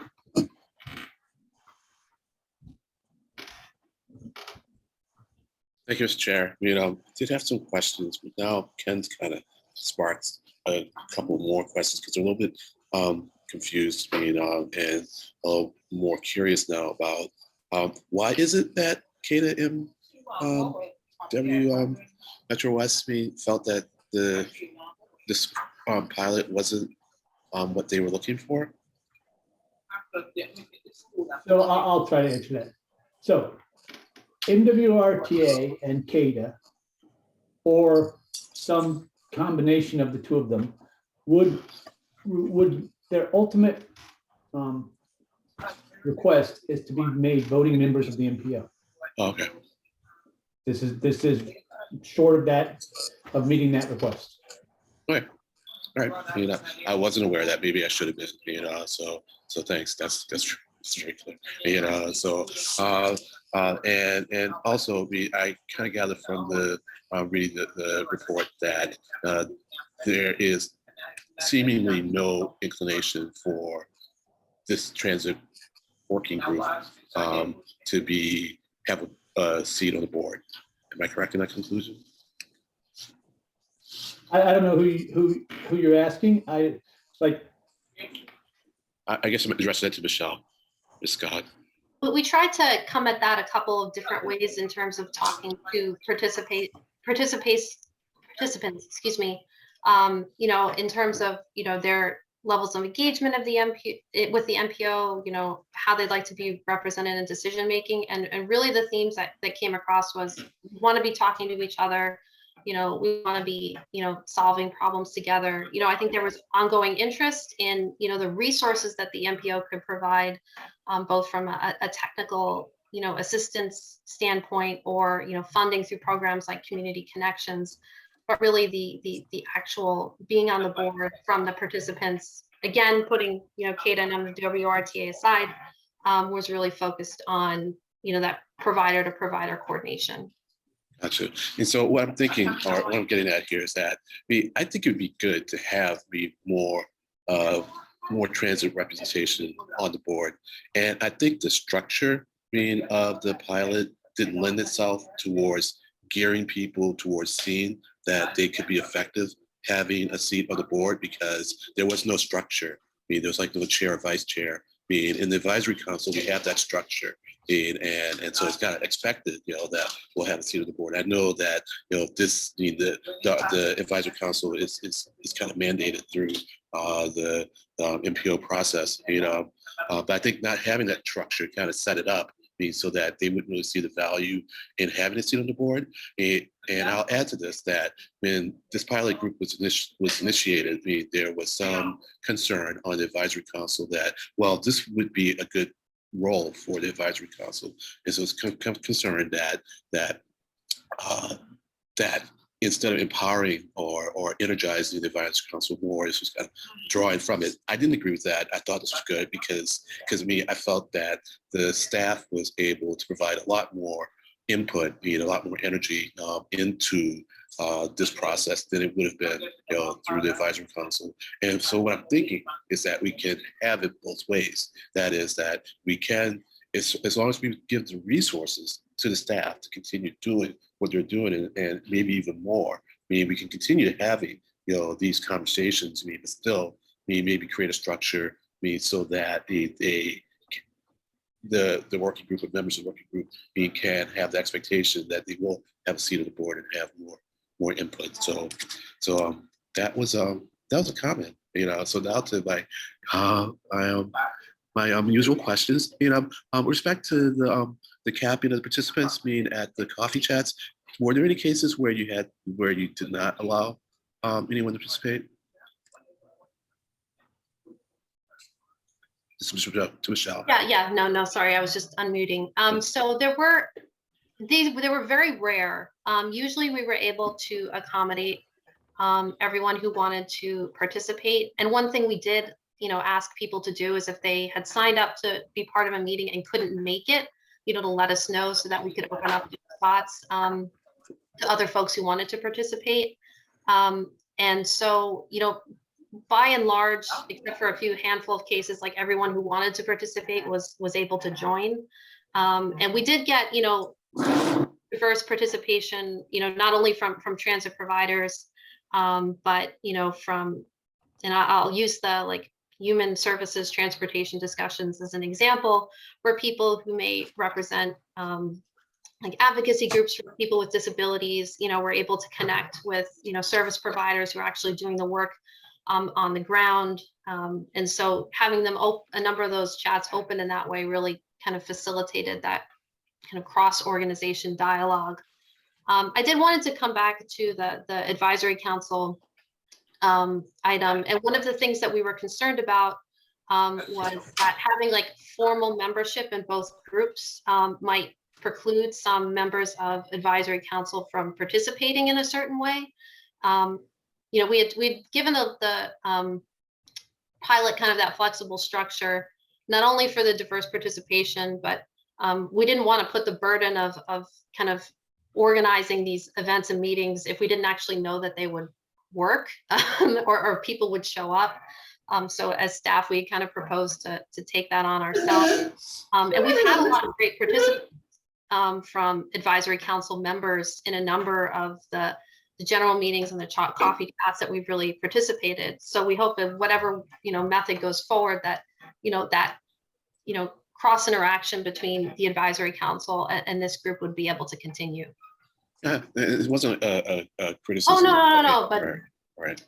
Just really trying to I really would like to see this group have a position on the board, and you all know my bias. I'm very transit oriented, and so, but and transit I think is very regional, and so that's why I'd like to see more representation. Not that the members of the board don't care about transit. So getting back to the selection process or the limitation, you had a criteria by which you would have chosen who would be able to participate if you had to cap it. I just want to, say that if there isn't one, let's make sure we have a clear one, because we don't want to be in a position where we are accused, of not being inclusive enough, or being inclusive in the wrong way because of our selection process. So I just put that out there. If you want to comment on it, please do. But I know that we are conscious of that, but I just figured I'd emphasize it. Sure, we didn't, as I mentioned, for the reasons of wanting to make sure we had something that people would actually show up to. We didn't have a particular criteria like that in mind, and we were kind of trying to see who might show up on an ongoing basis, to help if those decisions need to be made in the future, see patterns of participation to help inform that. All right. Well, that's it. Thank you very much. No, this is I like the way the pilot's gone. It's a lot. There've been a lot of good discussions. I haven't been able to participate as much as I wanted, but I think we have a more of an emphasis being on regional transit and on the advisory board. So I think we may see more participation by the advisory council in these meetings. Thank you. Thank you. Sandy, did you have something you wanted to say? Your hand's still up. Go ahead.